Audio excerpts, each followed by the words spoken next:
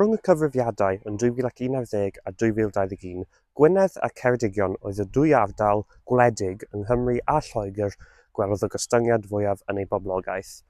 Gostyngodd poblogaeth Ceredigion o 5.8% lawr o 75,900 i 71,500 a gwelwyd gostyngiad o bron 4% yng Ngwynedd, o dros 121,000 i just dros 117,000. Yn y siroedd gwledig yma, gwelwyd cynnydd yn yr oedran cyfartalog, gostyngiad yn y nifer o blant, a cynnydd yn y ganran o'r poblogaeth sydd dros 65 mlwydd oed.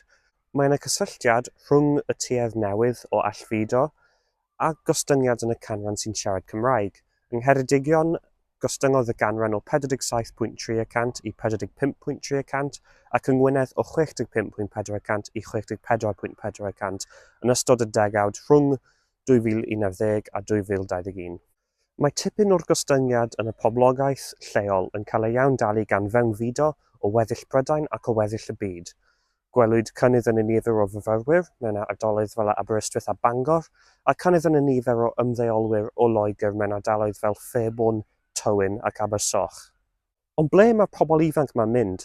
Lleoedd fel hyn, rydw i yma yn Parc Victoria yn Rhegana yng Nghaerdydd, lle yn y cyfrifiad diwethaf, roedd 28.7% o poblogaeth yn gallu siarad Cymraeg, lan o 21.9% yn 2011. Mae yna rhannau o'r MSOA yma, fel lle rwy un sefyll, ble mae bron hanner o boblogaeth yn gallu siarad Cymraeg. Yn yr ardal hon, mae 47% yn siarad Cymraeg. Parc Victoria yw rhan o Gymru lle mae'r canran o siaradwyr Cymraeg yn cynyddu'r cyflymach, lle mae mewnfudo o ardaloedd fel Ceredigion a Gwynedd yn fwyaf. Jyst fel hyn, ni'n gweld teuluoedd sydd wedi symud allan o ardaloedd gwledig mewn i Gaerdydd i gael swyddi well, mwy o arian a gwasanaethau gwell hefyd. Ythu hwnt i Gymru, mae cannoedd o filoedd o bobl o Gymru yn byw yn dinasoedd yn Lloegr fel Llundain a Lerpwl. Mae prisioedd tai hefyd yn ffactor holl bwysig. Wrth gwrs, mae'r prisioedd tai yn genedlaethol wedi bod yn cynyddu'n gyflym, lot yn gyflymach na tal, ers degawdau, ond yn mewn ardaloedd gwledig ac arfordirol yng Nghymru fel Abersoch ac Aberdaron a ardaloedd fel yna, mae pobl yn prynu tai fel ailgartrefi sy'n rhoi'r prisioedd lan yn uwch eto ac yn hyd yn oed yn fwy os mae rhywun yn newid tŷ o un teulu i un sydd ar gael rhywle fel Airbnb.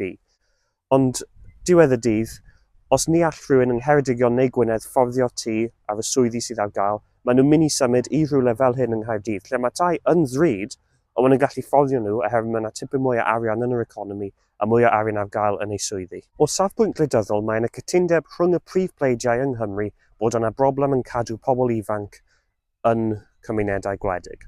Mae Plaid Cymru wedi ffocysu ei ymgyrchu ar greu swyddi sy'n uwch yn ei sgil a'i thal yng Nghymru gwledig, gwella gwasanaethau a chreu marchnad tai sy'n fforddiadwy i bobl lleol, teuluoedd ifanc a phobl sydd angen a sydd eisiau aros yn eu chymunedau. Mae Reform UK eisiau tyfu'r economi gwledig trwy torri trethu a rhoi pobl lleol sydd wedi byw yng Nghymru am o leia degawd yn uwch ar y rhestr ar gyfer tai cymdeithasol, ond does dim lot amlwg yn ei polisïau sy'n ffocysu ar Cymru gwledig, jyst Cymru'n gyffredinol. Dull y blaid lafur yw wella seilwaith ar draws Cymru, ei adeiladu lot fwy o dai na beth sydd wedi cael ei adeiladu dros y degawdau diwethaf, ac i sicrhau warant ailhyfforddi trwy gydol bywyd y gweithiwr sy'n rhoi cyfle i nhw symud mewn i swyddi sy'n talu'n well.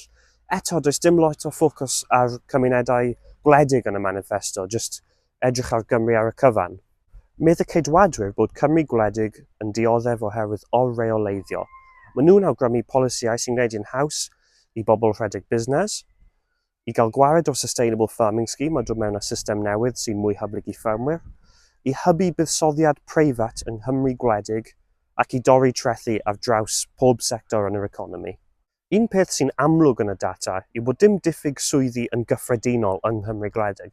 Mae yna tipyn o swyddau yma, ond dim digon o swyddi i raddedigion a pobl sy'n arbenigwyr mewn meysydd technegol. Dyna ble mae angen gweld newid.